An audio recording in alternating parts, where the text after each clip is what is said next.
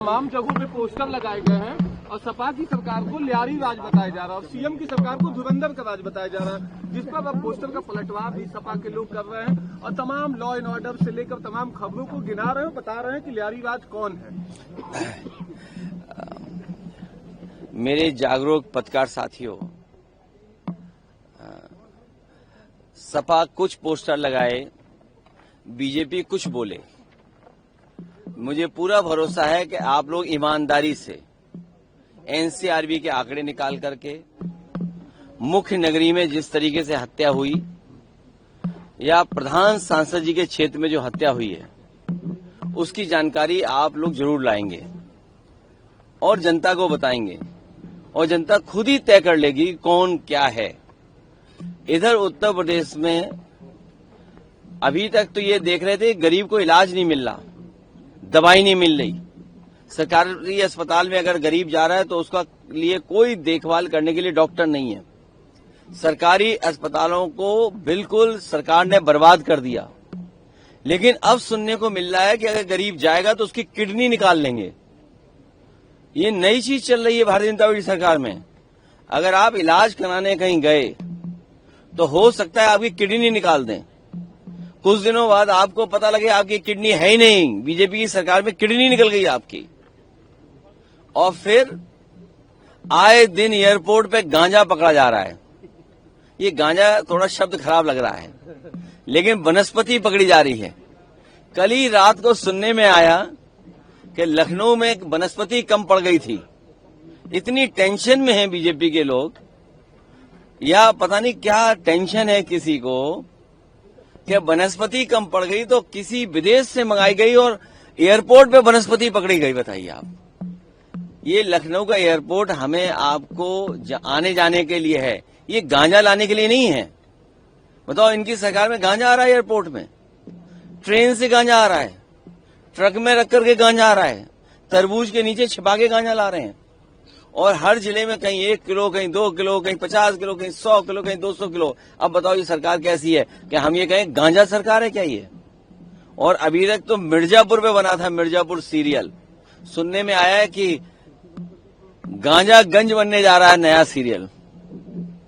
तो आप खुद तय करिए सरकार कैसी है। सर, मगर फिल्म में पहले दिखाया गया है कि सभी पात्र काल्पनिक है, मगर मंचों से सियासत की जा रही है फिल्म का नाम लेकर और उसे वास्तव के तौर पे देखा जा रहा है, वास्तविकता के तौर पे। तो अब तो बीजेपी भी कह रही है कि अच्छे लोगों से इंस्पायर करिए। तो बीजेपी के लोगों के पे तो फिल्म नहीं बनेगी।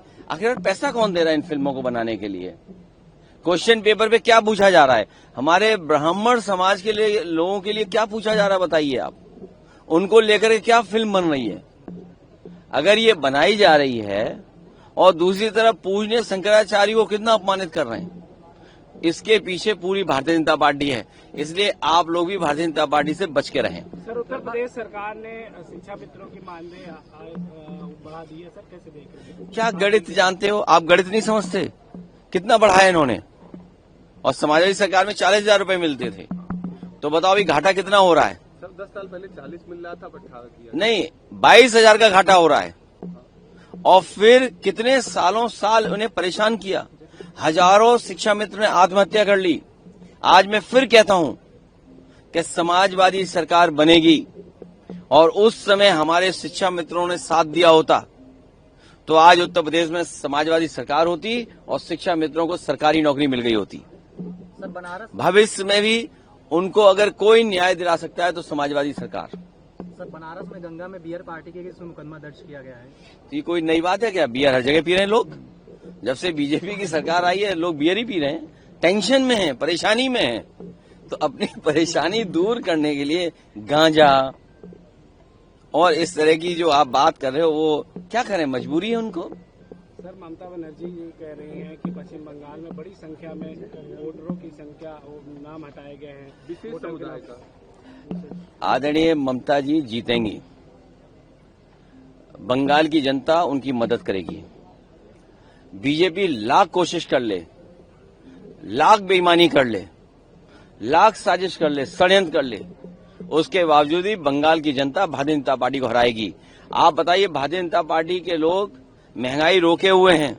जिस दिन परिणाम आ जाएगा आप देखना, कितनी महंगाई हो जाएगी। अभी डीजल पेट्रोल का नहीं पता लग रहा है, महंगा हो जाएगा। गैस सिलेंडर नहीं मिल पा रहा है। गैस सिलेंडर अगर मिल भी रहा है, अगर नाप लोगे तो कुछ किलो कम निकलेगा उसमें से गैस। ये गैस कम क्यों है?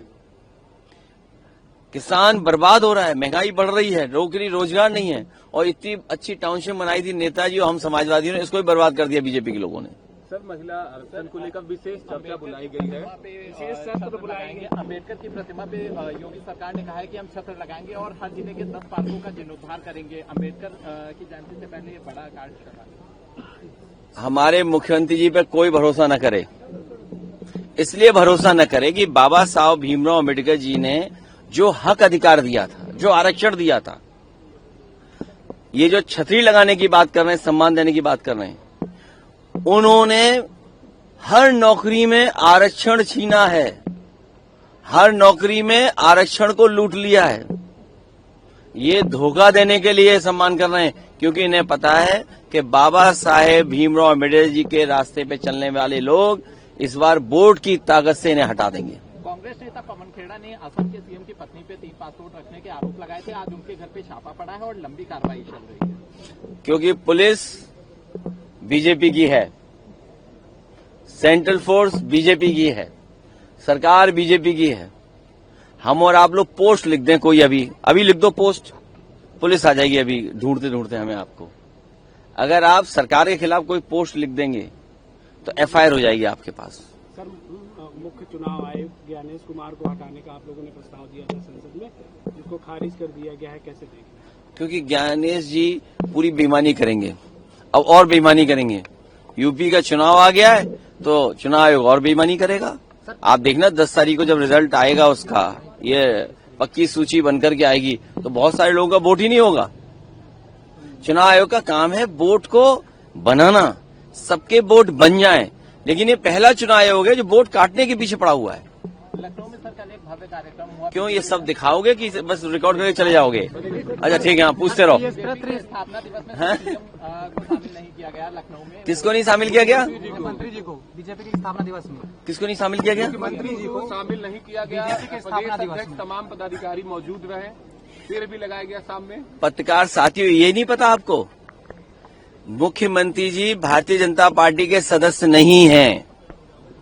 मुख्यमंत्री जी भारतीय जनता पार्टी के सदस्य नहीं हैं।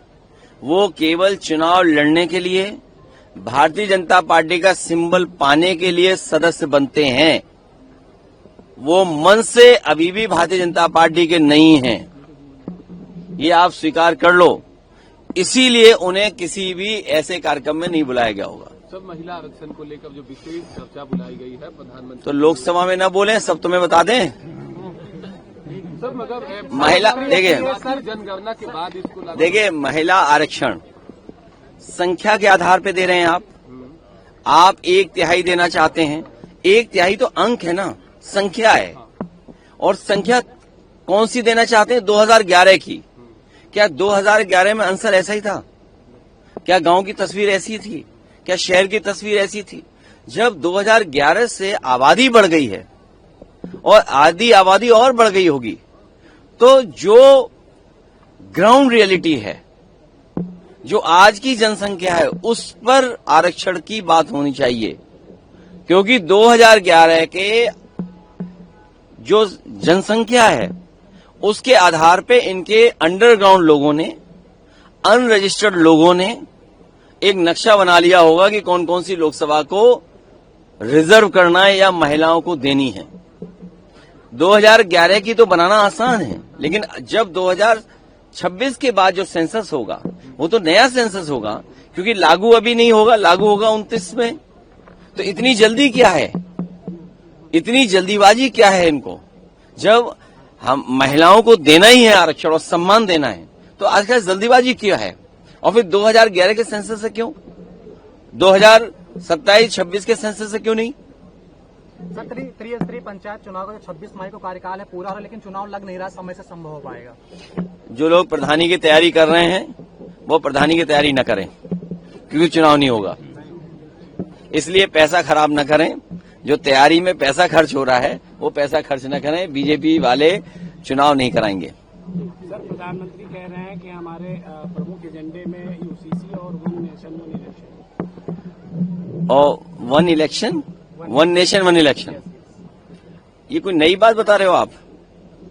भारतीय जनता पार्टी जिस समय उन्हें चर्चा करनी चाहिए महंगाई की, सिलेंडर क्या हिसाब है, डीजल पेट्रोल क्या हिसाब है, नौजवानों की मोटरसाइकिल कितने रुपए की हो गई, खाद मिल नहीं पा रही और नहीं मिलेगी खाद, अभी देखिएगा आप, दूध महंगा आपका, नौकरी रोजगार नहीं।